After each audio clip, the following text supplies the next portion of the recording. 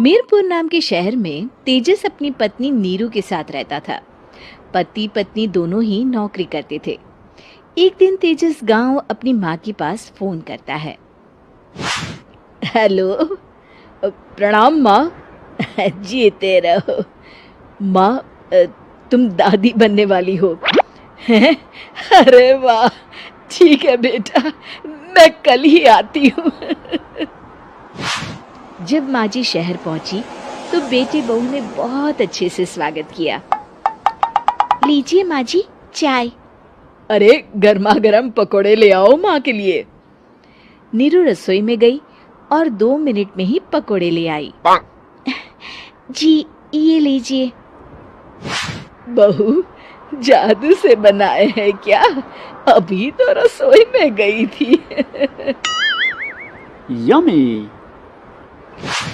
माँ जी, शीला रसोई में पकोड़े तल रही है, मैं बस लेकर आई। हे भगवान, मेरा धर्म भ्रष्ट कर दिया तूने। अब तो गंगा जल से शुद्धिकरण करना होगा। दूसरे दिन, माँ जी मैंने नाश्ता बना दिया है, ऑफिस जा रही हूँ। पर अभी तो घर का सारा काम पड़ा है। शीला आती ही होगी, झाड़ू पोछा बर्तन कपड़े वो सब कर लेगी। हमारे जमाने में घर का सारा काम हम ही करते थे। जी माँ जी, आप बहुत होशियार हैं, मैं घर ऑफिस दोनों नहीं संभाल पाती। तो जरूरत क्या है घर से बाहर जाकर चाकरी करने की? वैसे भी घर का काम खुद करने से घर में बरकत आती है, समझी? पर माँ जी। पर वर कुछ नहीं, इस महीने की पगार मिले फिर ऑफिस बंद। हाँ। रात को नीरू तेजस से कहती है, सुनिए जी, माँ जी बोल रही थी कि मैं नौकरी छोड़ दूं। वैसे ठीक ही तो है, अभी तुम्हें आराम की जरूरत है। फिर भी आराम कहाँ, शीला को छुड़ाने के लिए बोल रही थी।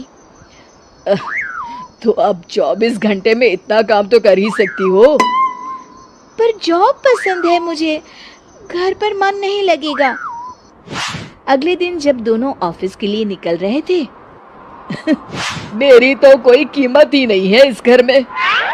माँ जी, आजकल महंगाई बहुत है, रहन सहन भी बदल गया है, दोनों नौकरी करते हैं तभी ठीक रहता है। अच्छा, तू कहना क्या चाहती है? मेरा बेटा तुझे बिठा के खिला नहीं सकता? तू ही इस घर का खर्च चला रही है, हैं? नहीं माँ जी, मेरा वो मतलब नहीं था। मतलब खूब समझती हूँ, ये बाल धूप में सफेद नहीं किए मैंने। हाँ। अब तो ये रोज का काम हो गया था। तेजस भी रोज की झिकझिक से परेशान हो गया था। एक दिन उसने कहा, नीरू, वैसे भी तुम्हें मैटरनिटी लीव मिलने वाली है, तो अभी से ही छुट्टी ले लो। पर क्या, मेरी सैलरी अच्छी खासी है। आखिर नीरू ने रिजाइन कर दिया। जब बच्चा हुआ तो घर में सब बहुत खुश हुए। कुछ दिनों बाद तेजस फाइल देख रहा था। क्या हुआ तेजस, कुछ परेशान लग रहे हो? हाँ, वो हमारी जितनी सेविंग्स थी वो तो हॉस्पिटल में और छठी के फंक्शन में खत्म हो गई है नीरू।